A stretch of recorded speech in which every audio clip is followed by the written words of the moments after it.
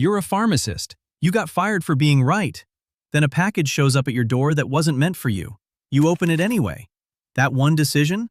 It's going to make you rich, make you dangerous, and put a dead man's blood on your hands. And the worst part, every step of the way, you're going to think it was your choice. It wasn't. It's a Wednesday, not a Monday. A Wednesday. Your supervisor didn't even offer you a seat. 4 years as a pharmacist, and they slide a termination letter across the desk like a library return. Policy violations. You ran an unauthorized spectral analysis on a patient's meds because the dosage didn't match the diagnosis. You were right, they fired you anyway. You have 4 months of savings, 0 safety net, and a brain that hasn't been fully used since graduate school. You don't cry. You just sit there, running the variables, the way you always do. Precise, quiet, alone. Then you hear it. Not a knock. A thud. A package through the mail slot, wrong apartment number. Simple mistake. You should slide it under your neighbor's door. You open it anyway. And that is the last ordinary decision you will ever make. Inside the envelope is a glass vial. No label, no instructions. Just 16 blue pills that look like they belong in a research lab, not a mail slot. You're a pharmacist. Were a pharmacist. You know exactly how to read a compound by its color, its density, its geometry, and what you're reading right now doesn't match anything commercially approved. Then the knock comes, not soft, deliberate, the kind of knock that already knows you're home. One man, calm, well-dressed, the kind of person who looks like he owns whatever room he's standing in, including yours. He says he's looking for a misdelivered package. He's polite, reasonable, warm even. You tell him you haven't seen anything. He nods slowly, hands you a card with just a phone number and leaves. No argument, no threat. Men who are owed something don't walk away that easily, which means he already got what he came for. He came to see you. You don't call the number, not yet. First, you do what you always do. You investigate. 3 hours in your basement tells you more than any label could. The compound is synthetic, elegant, and completely unlike anything in any commercial database. Whoever made this didn't just study chemistry, they weaponized it. You call him on day 3, not because you're desperate, because you're curious. And curiosity for you has always been louder than fear. Roland doesn't pitch you, he doesn't threaten you, he just explains. The compound, the network, the opportunity. He speaks about chemistry the way you think about it, like poetry, like power. For the first time in 4 years, someone is talking to you like you're the smartest person in the room. That's the most dangerous feeling in the world, being understood by exactly the wrong person. Within 2 weeks, your basement is a real lab. Roland supplies everything. Equipment, precursors, a distribution contact. All you have to do is cook. And you are exceptional at cooking. The formula that took whoever built this months to develop, you optimize it in 72 hours. Purer, cheaper, twice the yield. You tell yourself this is temporary. A bridge between the life you had and the life you're building. You tell yourself you're not a criminal. You're a contractor, a chemist solving a problem. The white coat just changed colors. The first payment lands on a Tuesday. $30,000 in a plain envelope.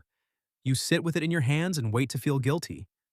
You don't, and that tells you something about yourself you weren't ready to know. It's a habit you never broke. Reading things you weren't asked to read. That's what got you fired. That's what got you here. Roland steps out and leaves his coat on your chair, and you, precise, curious, optimized, find a folded document in the inner pocket without meaning to. It's a profile. Your profile. Your pharmacy employee photo. Your academic history. Your psychological indicators. High curiosity, low social dependency, responds to intellectual validation. Printed 8 months ago. 3 months before you were fired. You didn't find the package. The package found you. Roland didn't stumble across a fired pharmacist with the right skills. He built the vacancy, the termination letter, the misdelivered envelope, the knock at the door. None of it was accidental. You were never a lucky accident. You were a job posting. And the most terrifying part, every decision you thought was yours wasn't. The curiosity that brought you here, he knew it would. He counted on it. He optimized you. You wait 3 days. Not because you're afraid, because you're methodical. You run every variable, every conversation, every coincidence, every piece of equipment that arrived, exactly when you needed it. You build the case the way you built the formula, precisely, completely. Then you sit Roland down. You slide the profile across the bench. He looks at it, looks at you, and does the one thing you weren't prepared for. He doesn't deny it. He just nods, slowly, like a man who's relieved the secret is finally out. You were never going to stay in that pharmacy, he says. I just opened the door you were already standing in front of. He tells you about 6 other candidates before you, chemists, biologists, researchers. None of them made it past week 2. You lasted 3 months and improved the formula. He says it like a compliment. You don't leave. And in the silence of that decision, something cracks open inside you that will never fully close again. You find out on a Tuesday, a man in a hotel room 40 miles away, dead. 3 others hospitalized. The news calls it an unidentified substance. You recognize the described symptoms immediately: sensory overload, memory fragmentation, cardiac arrest under stress. You've been staring at that molecular structure for 3 months. You built it with your own hands. You pull every file, every test result Roland gave you, and buried in the raw data you were never supposed to fully analyze, you find what the blue pills actually do. Not enhance, not elevate. Extract. Specific autobiographical memories, classified information, personal access codes. Administered without consent, the compound turns a human brain into an open filing cabinet. The buyers Roland sends you to aren't thrill seekers. They're intelligence operatives. And the people taking your pills, they never agreed to take anything. You weren't building a drug. You were building a weapon. Every vial you made, every optimized batch, every proud Tuesday delivery, you weren't a chemist anymore. You were an armory. You don't cook for 4 days. You tell Roland it's an equipment issue. He doesn't push. Maybe he knows. Maybe he's done this before. Given candidates a few days to swallow what they found, to let the shock metabolize into acceptance. Maybe that's part of the design too. You think about the man in the hotel room, 40 miles away. You think about what his last hours felt like. His memories being pulled out of him like files from a drawer. His brain trying to hold on to things that were being taken. You made that possible. You made it efficient. Here's what nobody tells you about complicity. It doesn't arrive like a lightning bolt. It arrives like rent. Small, regular, easy to rationalize. You needed money. You were curious. You felt seen. Each payment was reasonable. Each batch was just chemistry. And now a man is dead, and your fingerprints are on the molecule that killed him. On day 5, you go back to the lab. You tell yourself it's to destroy everything, but you don't destroy anything. You put on your gloves. And you start a new batch. She doesn't knock. She has a key. Which means Roland gave it to her, which means Roland is already gone. She walks down the basement stairs like she owns every step. And you realize immediately she isn't one of Roland's people. She's something else entirely. Cleaner, colder, federal. She tells you Roland was arrested this morning. The network is dismantled. Every operative, every buyer, every distribution chain, and finished. She slides the folder across but keeps 2 fingers on it. Full immunity. Every charge, gone. Walk out of here tonight a free man. All you have to do is hand over the complete formula and testify. You should take it. You know you should take it. Instead, you show her what you found buried in the raw data 3 weeks ago. What Roland never knew you discovered. In controlled microdoses administered correctly, the compound doesn't extract memories.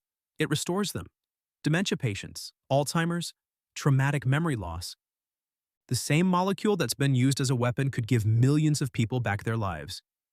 If you hand over the formula, it enters a classified vault and disappears forever.